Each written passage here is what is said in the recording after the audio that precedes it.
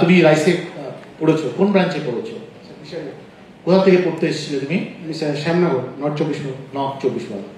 এই যে তুমি রাইসে পড়লে, চাকরিতে জয়েন করলে, ধরো একটা সময় পাড়ার লোকেরা তোমার খবরই নিত না। হ্যাঁ স্যার। ঠিক তো?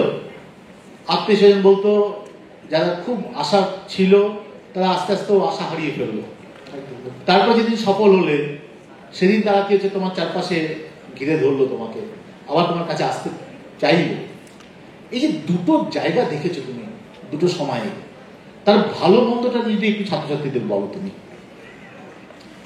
প্রথমেই আমি রাইস গ্রুপ এবং তার পুরো টিম, যেমন ময়রা স্যার, মুর্শেদ স্যার এবং রাজীব স্যার, প্রত্যেককে আমি আমার পক্ষ থেকে ধন্যবাদ জানাই এই সাফল্যকে আমার পাইয়ে দেওয়ার জন্য।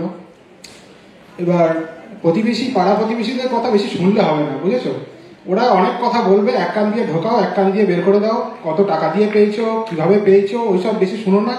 নিজের লক্ষ্যটাকে স্থির রেখো, যে আমি কি করতে রাইসে ভর্তি হয়েছি, আমি কি করার এইমটা আমি কি ঠিক করেছি।